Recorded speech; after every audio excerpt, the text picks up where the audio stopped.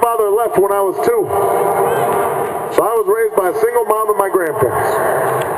They didn't have a lot of money. They didn't have fame or fortune.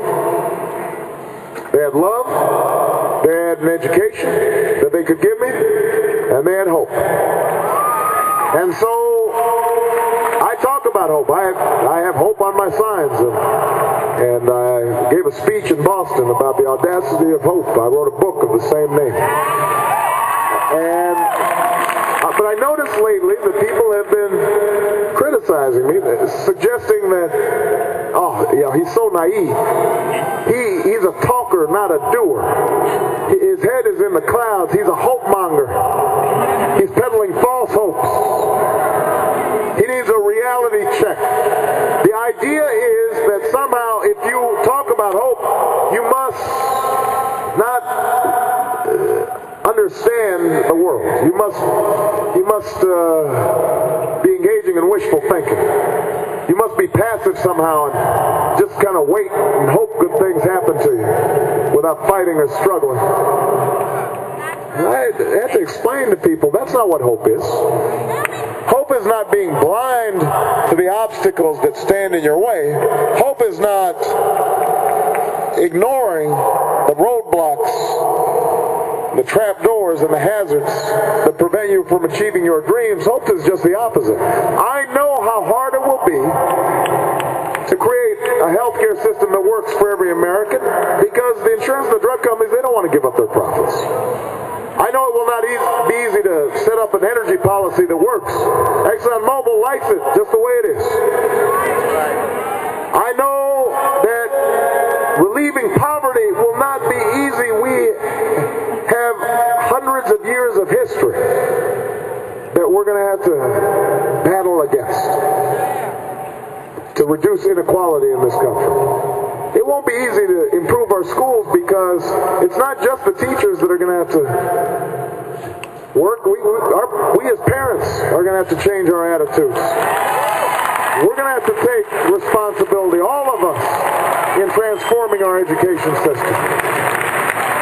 I know how hard it will be because I have fought on the streets as an organizer. I have fought as a civil rights attorney in the courts on behalf of those who were denied opportunity on the job or denied access to the ballot box. I have fought in the legislature, and I've passed some great legislation, but I've seen good legislation die because good intentions were not enough in political power. I have seen how the judgment of this country can be clouded by fear. How we can be turned against each other by race. How we can be made to be afraid of immigrants or afraid of gay people. Afraid of those who don't look like us. I know how these issues have been exploited. I know how hard change will be. But I also know this, that nothing worthwhile in this country has ever happened except that somebody somewhere decided to hope.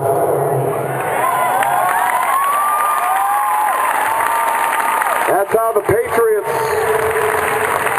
declared independence, stood up to the mighty British Empire. Nobody gave them a chance, but they had hope.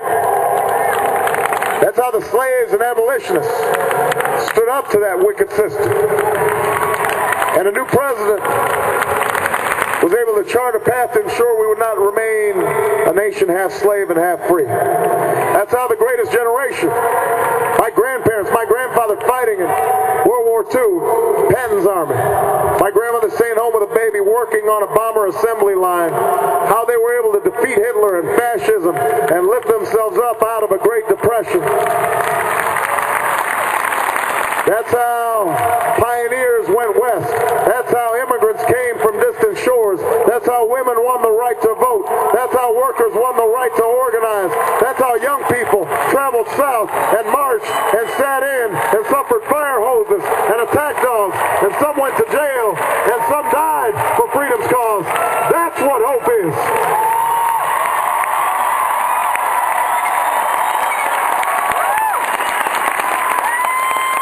That's what hope is. Imagine imagining and then fighting for, then struggling for what did not seem possible before. And that is the moment that we are in right now. That is the opportunity we have on Tuesday. Those of you who live in Missouri, those of you who live in Illinois, all of you have this opportunity, and we can't let it slip away. Now, there's a moment in the life of every generation when, if we are to make our mark on history, that spirit, that yes we can spirit has to come through. Where we shed the fear and we shed the doubt and the cynicism, maybe first a few people stand up, and then a few thousand, and then a few million. But they stand up, they roll up their sleeves, they look squarely at the challenges that we face, and they decide we are going to remake America, block by block, county by county, state by state. This is our moment. This is our time. And if you will stand with me and vote for me, if you believe the next generation deserves the same chances somebody gave us, if you want to keep the dream alive for those who still hunger for justice and still thirst for opportunity, if you are not willing to settle for what the cynics tell you have to accept, but are willing to reach for what you know is possible, then I promise you this: we will win in Missouri. We will win in Illinois. We will win this nomination. We will win the general election. And you and I, together, we will remake this country, and we will change the world. God bless you, St. Louis. I love you. Thank you.